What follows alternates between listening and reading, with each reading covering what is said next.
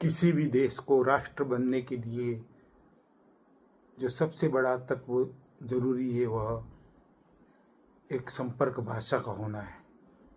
भारत देश को राष्ट्र बनने के लिए हिंदी एक संपर्क भाषा, राष्ट्रभाषा हो सकती है, लेकिन महाराष्ट्र में हाल ही के दिनों में हुआ घटनाक्रम और तमिलनाडु में लंबे समय से चल रहा घटनाक्रम इसमें बाधा है। दूसरी तरफ राजस्थान में खाए पिए अधाए लोग हिंदी के स्थान एक बोली को राजभाषा के रूप में स्थापित करना चाहते हैं।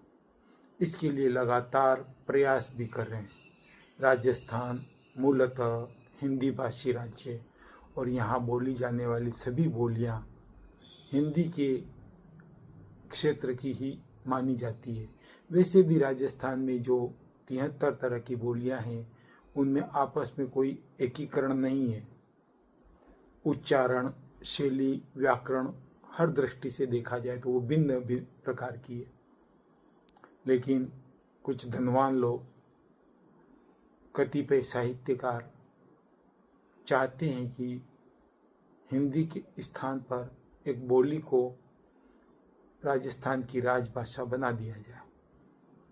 इसके लिए वे लगातार लंबे समय से प्रयासरत है। राजस्थान में ज़्यादातर लोग आज हिंदी बोलते हैं, पढ़ते हैं, लिखते हैं, समझते हैं और इसी हिंदी के बल पर आगे भी बढ़े।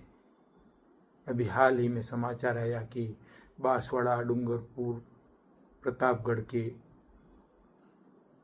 पिछले 5 साल में 332 आदिवासी युवक डॉक्टर बने। तो यह किसी बोली के, क्षेत्रीय बोली के बल पर नहीं, हिंदी के बल पे आगे बढ़े, या कुछ कहें तो अंग्रेजी के बल पर आगे बढ़े। लेकिन कुछ लोग जिनका पेट भरा हुआ है वे चाहते हैं कि राजस्थान की राजभाषा एक क्षेत्रीय बोली बनाई जाए। उस बोली को उन्होंने यह तक रूप दे दिया कि ये सबका, राजस्थान की सभी बोलियों का एक स्वरूप है। लेकिन ऐसा नहीं है। क्या ब्रज, जो भरतपुर, धौलपुर, दौसा आदि क्षेत्र में बोली जाती है, वह हिंदी क्षेत्र को छोड़ करके क्या वह राजस्थानी भाषा क्षेत्र के अंदर आ सकती है? कभी भी यह संभव नहीं है। हमें अगर राष्ट्रवाद को जीवित रखना है, राष्ट्रवाद को आगे बढ़ाना है, तो हमें ज़रूरत है हिंदी को एक राष्ट्रभाषा के रूप में मान्यता दिलवाएं, न कि किसी बोली को आगे बढ़ाएं। और हमें इसी के लिए प्रयास करना चाहिए। आज जब नई शिक्षा नीति के तहत प्राथमिक शिक्षा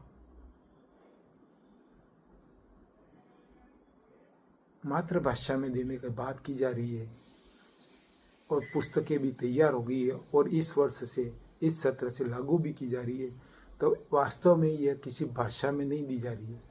ये एक बोली को भाषा बना करके और दिया जा रहा है।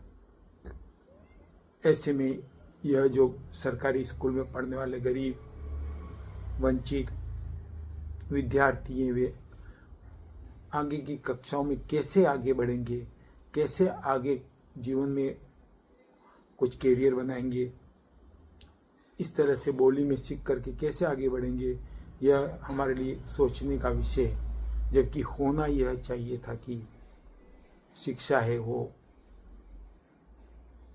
हिंदी में दी जाए, लेकिन उसको जो शिक्षक पढ़ाए वो स्थानीय हो, जो बोली के साथ में उसको जोड़ करके, हिंदी के साथ में उसको समन्वय करके और पढ़ाए, ऐसी व्यवस्था की जानी चाहिए थी।